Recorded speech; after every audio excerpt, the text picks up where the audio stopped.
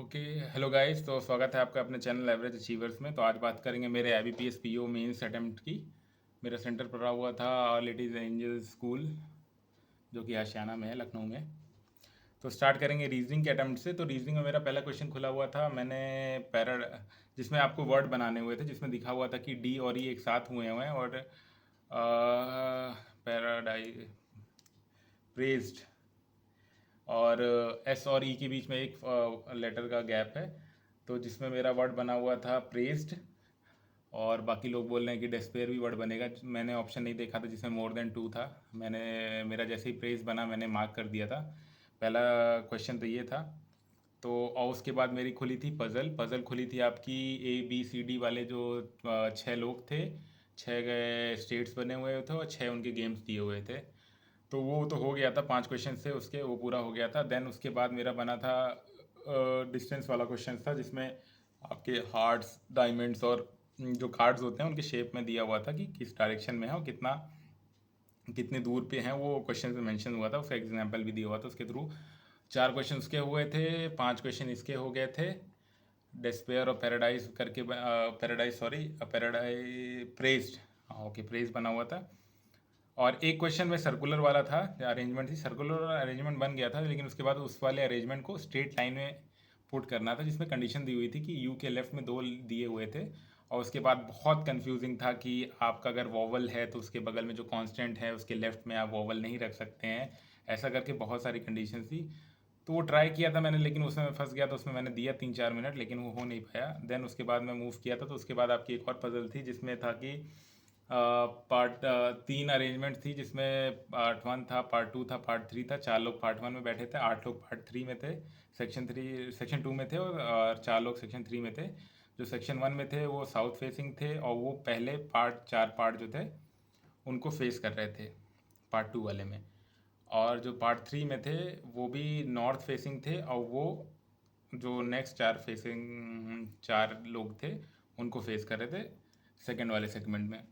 ऐसा करके था। और उसमें मेंशन था कि जो M था वो वेस्ट फेसिंग के सेकंड वाले पे था। उसको मैंने बहुत कोशिश की, मैंने 2 बार अरेंजमेंट ही बनाया, लेकिन वो बन नहीं पाया। उसकी वजह से मेरे फिर 5 मिनट उसमें चले गए। तो ऐसा करके मेरे 2 नंबर में बने थे 9 पजल्स, मिला के 9 क्वेश्चंस हुए थे। और उसके बाद सिंगल नंबर वाले में मैंने कैसे भी करते एक चाइनीज़ डिकोडिंग का क्वेश्चन किया, एक तो आपका रीजनिंग वाला क्वेश्चन किया, और उसके बाद ऐसा करके मेरे 5 क्वेश्चन उसमें हुए। तो टोटल मेरे अटैम्प्ट रहे रीजनिंग में 23। और उसके बाद आपका जीके खुलता है। जीके में आपका जनरल, मेरे 3 क्वेश्चन तो मेरे वहीं पे गलत हो गए। प्रभास करके था या प्रभार करके था, जो मैंने RBI पहले पुट किया था, फिर उसके बाद मैंने क्या पता नहीं क्या समझ में आया, मैंने PFRDA कर दिया, वो गलत हो गया। फिर उसके बाद आपका मेरा गलत हो गया वायु सर्वेक्षण वाला।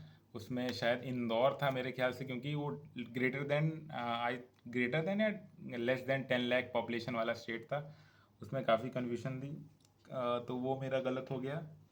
एंड देन भविष्य करके था, भविष्य वाले में आई थिंक पेंशन वाले के था, वो भी मैंने पेंशन मार्क किया था। फिर मुझे पता नहीं क्या सूझा कि भविष्य है तो मे बी स्टूडेंट से रिलेटेड होगा, तो मैंने स्टूडेंट मार्क कर दिया, तो वो भी गलत हो गया।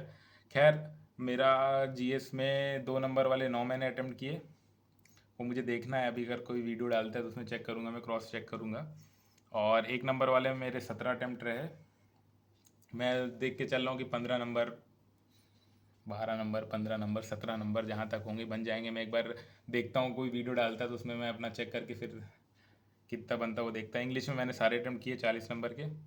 2 नंबर वाले भी इजी थे, मैं PM 2.5 वाला लग रहा था, लेकिन ठीक है, गलत हो सकता है। तो एक नए टाइप का क्वेश्चन था जिसमें कॉलम 1 कॉलम 2 दिया हुआ था। And then they have mentioned कि कुछ तो बोल्ड लेटर्स में जो था उसको रिप्लेस करके, उसमें थोड़ा कन्फ्यूजन ये हो रहा था कि उसमें ये लिखा था कि सी नो करेक्शन रिक्वायर्ड, लेकिन कुछ ऑप्शंस में ऐसा हो रहा था कि सी के साथ भी आप कुछ जोड़ के बना सकते थे।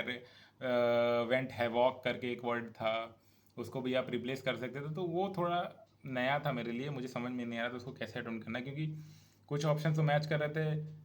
जैसे ए का मैच कर रहा था, अगर हैवॉक वाले के साथ आप कर रहे थे तो उसमें लिख रहा था C no correction required, B no correction required. उन 2 क्वेश्चन में मेरा डाउट रहा है।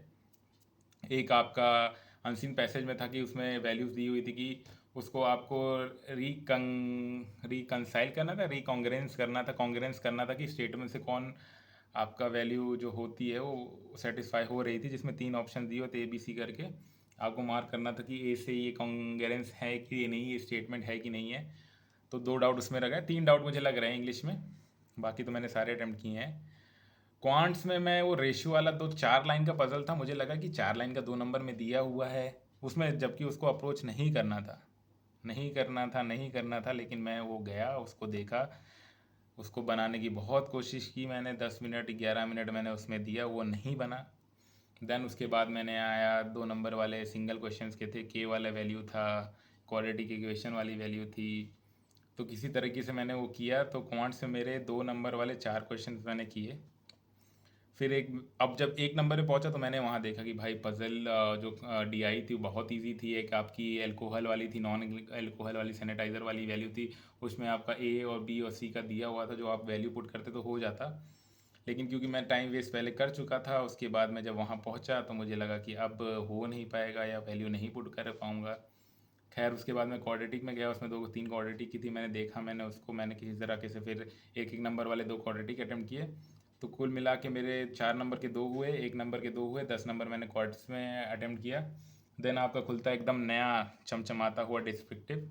डिस्क्रिप्टिव में क्या ही था कि पहला कॉम्प्रिहेंशन, पहला आपका एस्से था, बायोडाइवर्सिटी में था, आपने वीडियो देख ही लिए होंगे कई लोगों को, कि मैं तो लेट हो गया हूँ काफ़ी। और दूसरा एक था कि राइट्स के ऊपर था, कि राइट्स के ऊपर कुछ तो कॉन्ट्रडिक्ट हो रही थी चीज़ें, दोनों नेगेटिव ही था। पॉजिटिव होता है तो पॉजिटिव लिखने में आपको आसानी होती है, इरेस्पेक्टिव क्या ही पूछ रहा हो, क्योंकि पॉजिटिव पॉइंट्स आपके पास बहुत होते हैं। जब आप नेगेटिव कुछ पूछा जाता है इससे में, तो आपके पास बहुत लिमिटेड ऑप्शंस रहते हैं कि आप कितना नेगेटिव लिख सकते हैं, और स्टार्ट करने पर इंट्रोडक्शन आपको देना पड़ता है। तो कॉम्प्रिहेंशन मैंने सॉरी इससे मैंने छोड़ा, मैंने कहा चलो कॉम्प्रिहेंशन करते हैं। कॉम्प्रिहेंशन में 4 क्वेश्चन थे, 2.5 ना मार्क्स के क्वेश्चन थे। मैंने ऑन एन एवरेज 45 से 50 वर्ड्स में जितने कॉम्प्रिहेंशन क्वेश्चन थे वो कंप्लीट किए। जो भी लिखा हुआ था मैंने देखा उधर क्या है, उसको अपने वर्ड्स में कैसे भी करके, बस ध्यान रखना था कि फुल स्टॉप के बाद जो भी आप नेक्स्ट सेंटेंस लिखते हैं, जो भी वर्ड लिखते हैं, उसको कैपिटल से लिखना होता है।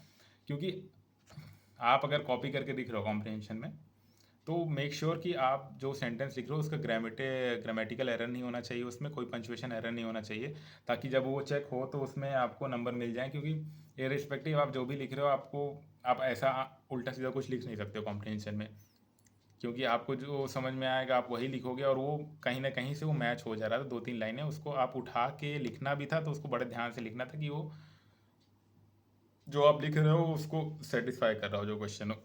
तो वो मैंने किया था। उसके बाद मेरे पास कुछ कुल मिला के 10-15 मिनट बचे हुए थे। मैंने कहा आप कॉम्प्रिहेंशन लिखते हैं, उसमें कॉम्प्रिहेंशन ऐसे लिखते हैं। बायोडाइवर्सिटी वाला ऐसे उठाया मैंने, इंट्रोडक्शन डाला, और उसके बाद जुट गया मैंने तब तक लिखा जब तक वो वर्ड लिमिट या ख़त्म हो जाए या टाइम ख़त्म हो जाए, तब तक मैं लिखते रहा, मेकिंग श्योर कि पंचुएशन सही रहे, ग्रामेटिकल एरर ना हो, स्पेलिंग मिस्टेक ना हो, ताकि जब चेकिंग हो तो कुछ ना कुछ करके, क्योंकि डिस्क्रिप्टिव का कट ऑफ आपका 10 जाता है, तो मैं I wanted to make sure कि मेरा डिस्क्रिप्टिव का कट ऑफ कम से कम क्लियर हो जाए। तो ये सब करते हुए, थोड़ा माइनस प्लस माइनस करते हुए, आई थिंक कि मेरे मार्क्स 80 से 85 के बीच में आ जाएंगे। और इस पेपर को देखते हुए मुझे लगता है कि कट ऑफ ज़्यादा ही जाएगा, जहाँ तक कि 70 प्लस ही जाएगा। लेट्स सी क्या होता है। तो ये रहे मेरे अटैम्प्ट। अब नेक्स्ट पेपर है मेरा NIACL का AO का मेंस है। उसके बाद देखते हैं SBI JSA का रिजल्ट बचा हुआ है, BPS क्लर्क का रिजल्ट बचा हुआ है, देखते हैं कैसा रहता है। आप लोग भी अपने अटैम्प्ट शेयर करिएगा, बताइएगा आपका पेपर का एक्सपीरियंस कैसा रहा। कि पिछले साल के हिसाब से इस बार तो थोड़ा पेपर इजी रहा है, लेकिन क्योंकि पैटर्न चेंज हुआ है, कुछ लोगों का डिस्क्रिप्टिव का हुआ है, आई थिंक डिस्क्रिप्टिव का कट ऑफ भी थोड़ा कम जाएगा। लेट्स सी क्या होता है। तो मिलते हैं नेक्स्ट वीडियो में। Thank you.